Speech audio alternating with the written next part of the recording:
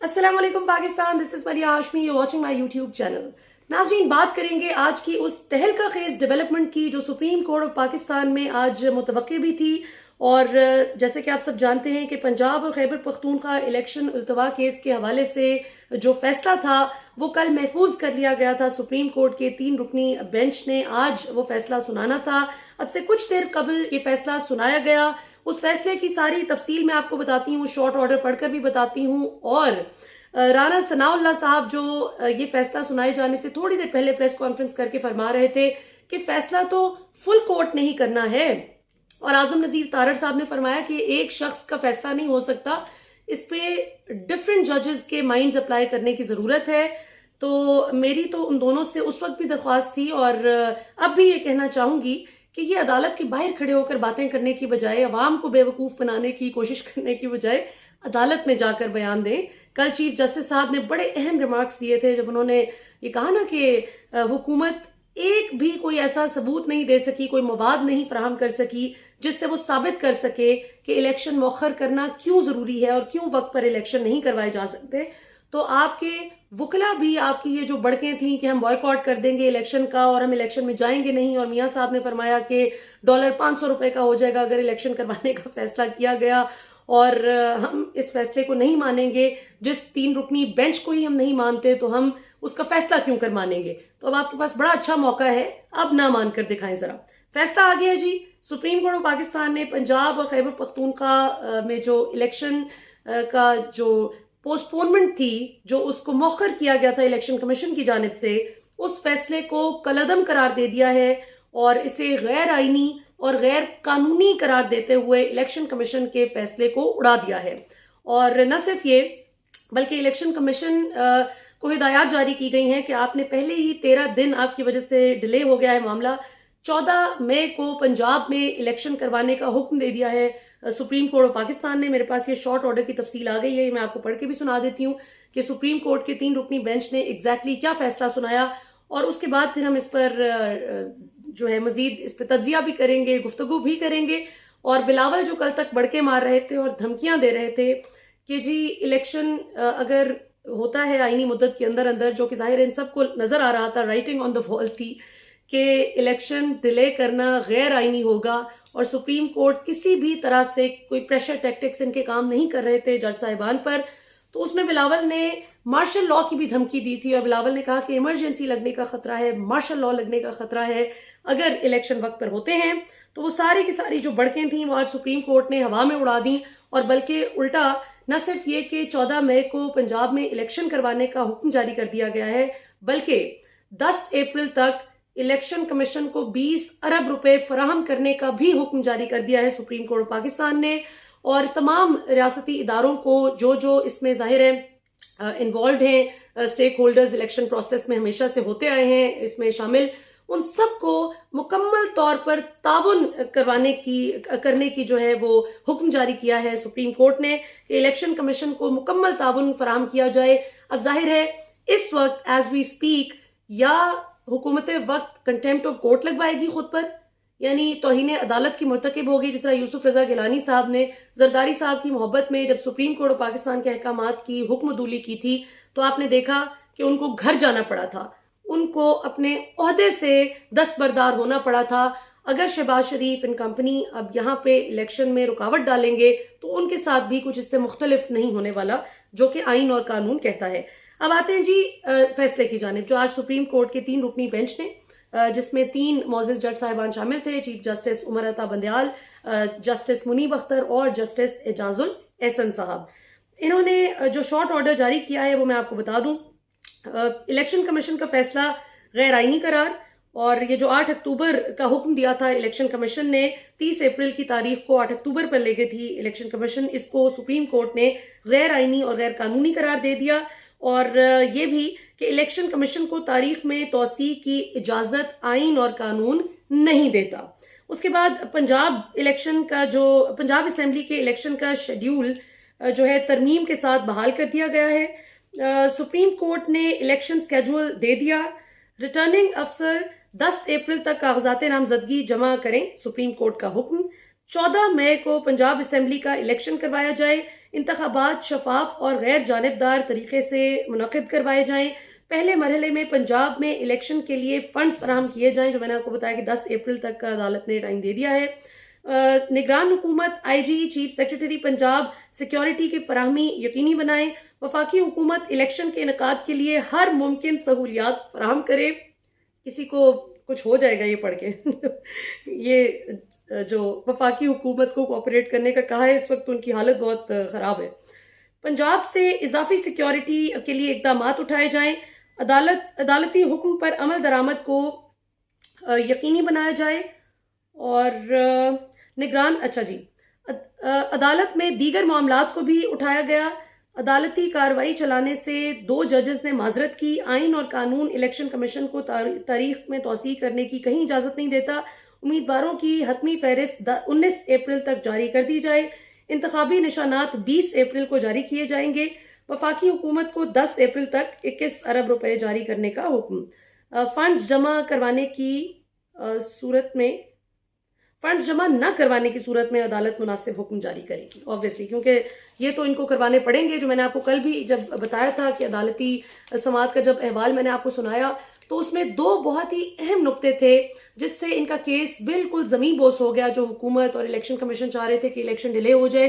एक तो जब असद उमर साहब ने अदालत में क्लियरली बताया कि PSDP फंड्स की क्या सूरत हाल है, और उसमें सिर्फ अभी 229 अरब रुपए खर्च हुए थे। 450 अरब रुपए से जायद लगभग 470 अरब रुपए पड़े हुए हैं हुकूमत के पास PSDP फंड्स की मद में। और दूसरा ये कि जो हमाद अजहर ने भी कल कुछ फैक्ट शेयर किए, जो हुकूमती आदाद शुमार के मुताबिक 20 अरब रुपए ये कहते हैं कि इलेक्शन करवाने के लिए नहीं है, जबकि इस वफाकी हुकूमत का जो इम्पोर्टेड हुकूमत के नाम से जानी जाती है, Shehbaz Sharif led imported government federal level पे, ये पिछले 1 साल में, महज 1 साल में 11,500 अरब रुपए खर्च कर चुके हैं। इनके जो अखराजात की तफसील है, तो ये कहीं से भी इट वॉजंट मेकिंग सेंस। ये जो कहते थे कि जी हमारे पास 20 अरब रुपए नहीं और पैसे नहीं और हम कैसे करेंगे, तो वो सारी इनकी जो बातें हैं वो हवा में उड़ा दी गई।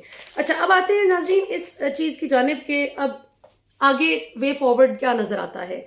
यानी इलेक्शन का हुक्म तो दे दिया सुप्रीम कोर्ट ऑफ पाकिस्तान ने कि पंजाब में 14 मई को इलेक्शन करवाए जाएं। खैबर पख्तूनख्वा के इलेक्शन के हवाले से भी मैं आपको बताती चलूं, बहुत से लोग ये सवाल कर रहे हैं कि KP में इलेक्शन की बात क्यों नहीं की गई।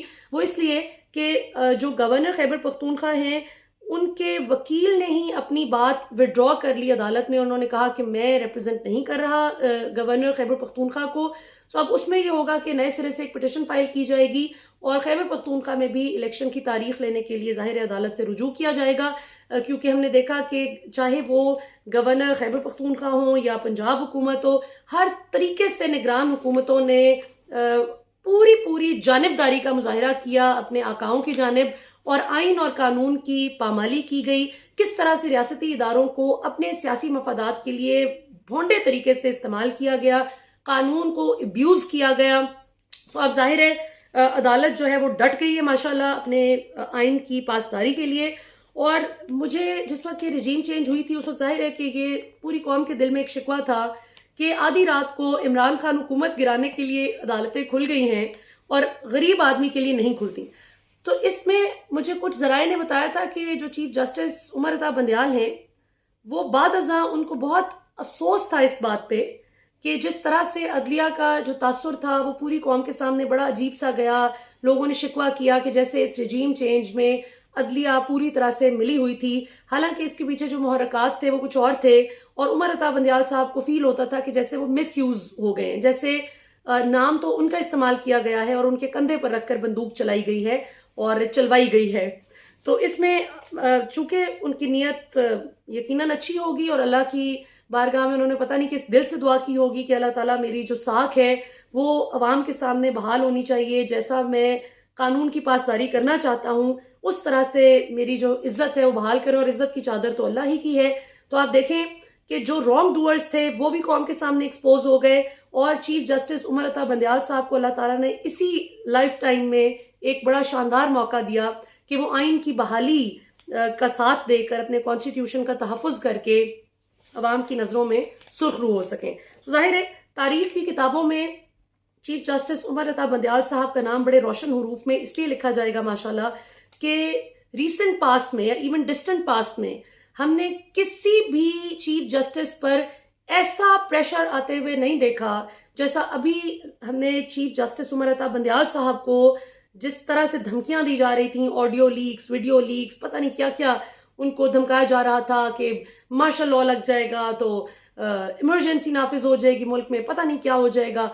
तो आज चीफ जस्टिस साहब ने और उनके फेलो जजेस जो कि जाहिर है इक्वली मुस्तहिक हैं क्रेडिट दिए जाने के, जस्टिस मुनीब अख्तर और जस्टिस एजाजुल हसन, जिस तरह इन लोगों की किरदार कुशी नवाज शरीफ साहब ने लंदन बैठकर की, अंदाजा करें एक सजा याफ्ता मुजरिम जो भिगोड़ा है आइन और कानून की नजर में अदालत की किताबों में, वो सिटिंग जजेस सुप्रीम कोर्ट के जो हैं उनको धमका रहे थे और उनकी जो क्रेडिबिलिटी है उस पर वो सवालात उठा रहे थे।